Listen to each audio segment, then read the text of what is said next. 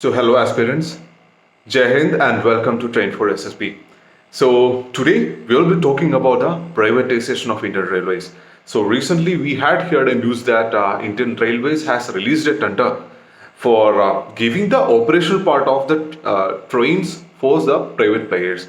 So, the companies which have a profit of over 30,000 rupees per year can participate in the tender, and the highest bidder will be given the operational part of the train. They can operate the train, they can take up several roles in the operational part of the railways.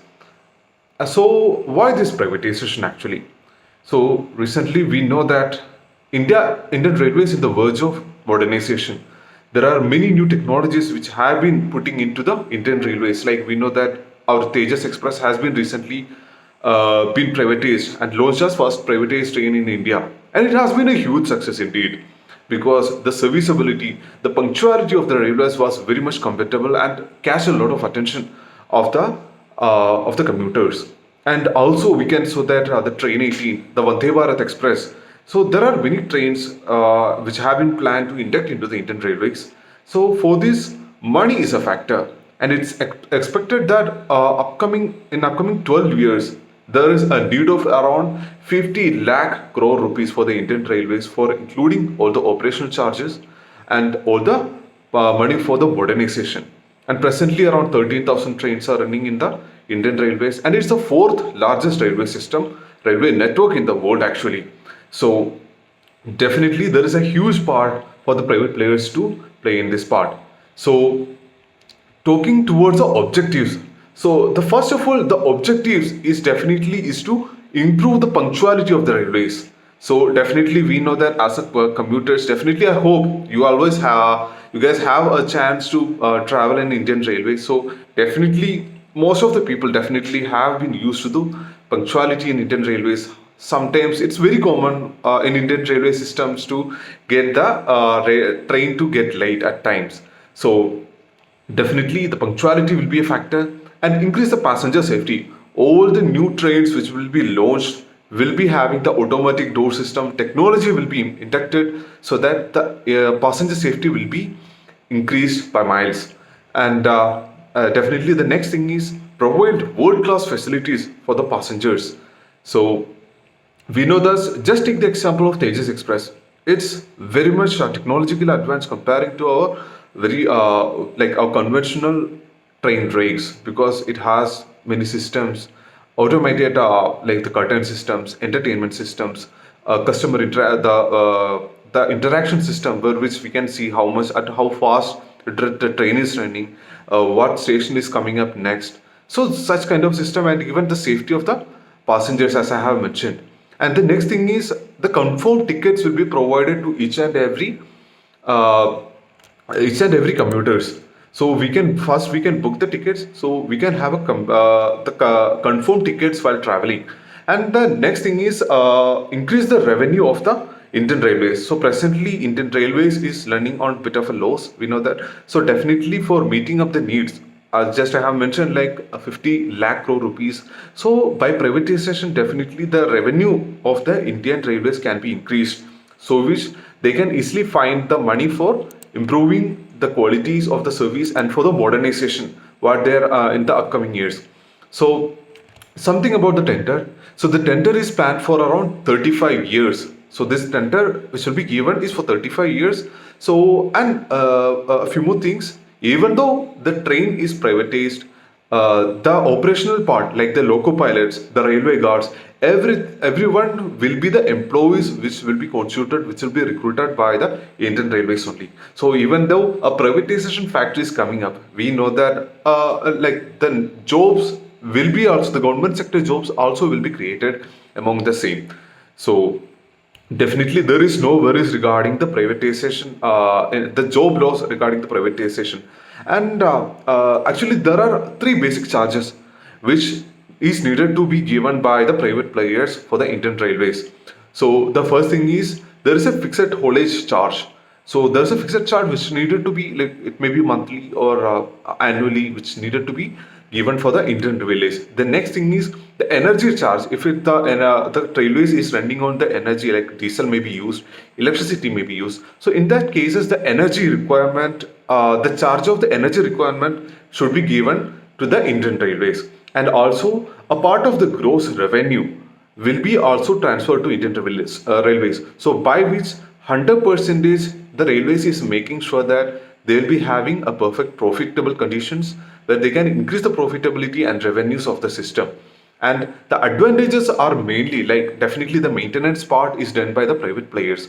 So we know that presently regarding the how much clean inside the railway system is. We know that as like daily commuters or commuters which used to use the railways at times, definitely we know that how much we regret for using the railway toilets, and all how much we know how much clean it is. So definitely when it is privatized, the entire cleaning, the maintenance will be handled by the private players only. So by which we can ensure that the cleanliness is provided, and as I have mentioned, the enhanced punctuality, right on time we can the trains will be arriving, so the time will not be lost, and also the trains will be having an efficiency, the capability to running at around 160 kilometer per hour speed. So that will improve the timing, we can save a lot of time, this time of the passengers will be saved, so the overall efficiency of the railways will be improved. And uh, and also by which the railways will also be able to bridge the demand and supply gap between the railway systems and the like between the railway systems and the passengers. So the railway is planned to launch around 7,000 modern trains. So all the 7,000 trains will be built in completely made in India. So definitely a huge number of employment opportunities are also provided, are also going to be produced when the privatization is bring into our country. So there is also some disadvantages which I hope to cover up definitely once it's operational, or when it's completely operationalized. So the first thing is there is a chance of like getting government sector jobs impacted, because but even though I have mentioned that even though the railway guards and the local pilots will be government staff only, but all the other staffs are from the private industry. So if once the government finds it more profitable, there are chances that more trains will be going into the private organization, to the hands of private organization, and more number of jobs will be converted to the private job sector. So there is a chance that some number of government sector jobs will be going to the private sector. So the next thing is like when the railway stations are privatized, even the platform tickets will be mandatory. So we know that there are a lot of people coming over there, coming, going and out of the railways. So the platform tickets, every charges will be mandatory. Since the private players will be a profit-oriented organization, definitely they'll be having a focus of raising the revenues. So by which there is a chance that the revenue system, the ticket charges will be increased. So once it should be, the rule should be brought in such a way that the always it will be feasible for the normal citizens. The all the people should be able to find it viable to select the railway systems as an optimizable route to commute. So definitely the government should keep a watch over that. So another thing is the coverage will be limited to lucrative sectors. So we know that all the railway tracks are not like may not be profitable. So around so that means like most of the tracks which were like in the lines where most profit is generated. So there is a chance that more number of services will be given to such roads. So the reason is when the more private players are coming up, since the private players are a profit oriented organizations, so they will prefer more on the profit oriented routes. That means the routes in which they get more profit, they'll be more focusing and increasing the number of services in that routes only. So that means where the routes where there is, they will not be able to acquire that much of uh, profit, the number of services will be less, so that also the passengers in that particular routes will also be get impacted. So that's another reason the railway is planning to at the first stage around privatize around 151 trains in 109 odd pairs of road.